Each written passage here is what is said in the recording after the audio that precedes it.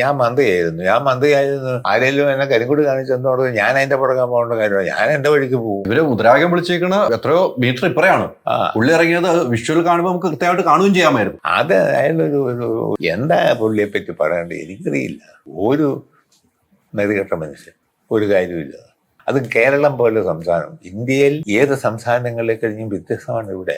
അതിവിടെ പ്രവർത്തിക്കുന്ന രാഷ്ട്രീയ പാർട്ടിക്ക് ഈ നില രൂപപ്പെടുത്തുന്നതിൽ പങ്കുണ്ട്. കമ്മ്യൂണിസ്റ്റ് പാർട്ടിക്കുണ്ട്, കോൺഗ്രസിനും ചില പങ്കുണ്ടല്ലോ. അല്ലാതെ അങ്ങനെ അവരുടെ ഭരണത്തിന് നേതൃത്വം കൊടുത്തില്ലേ? ശ്രീനാരായണ ഗുരുവും ചട്ടമ്പി സ്വാമികളും ബാക്കിവിടാനന്ദ സ്വാമികളും എത്രയോ മഹാരഥന്മാർ, വിവിധ ജാതി മതത്തിൽപ്പെട്ടവര്, മുസ്ലിം പണ്ഡിതന്മാര്, ക്രിസ്ത്യൻ പണ്ഡിതന്മാർ, എത്രയോ പേര്. അങ്ങനെയല്ല ഈ കേരളം ഇന്നത്തെ കേരളമായി രൂപപ്പെട്ടത്. അവിടെ എല്ലാം സംഭാവനയില്ലേ? തീർച്ചയായും. കേരളത്തെ വന്ന് ഈ കോലം കത്തിക്കേണ്ട ഒരു കാര്യം അങ്ങേർക്കില്ല. പിള്ളേരും എല്ലാം പരിശോധന ഘടിപ്പിച്ച പുള്ളിയുടെ വഴിക്ക് പോകേണ്ടതെന്ന് പോയത് അന്നേരം ഇറങ്ങുക എന്ന് പറഞ്ഞാൽ അയാളൊരു നാലാം കല ചരക്കാണ്.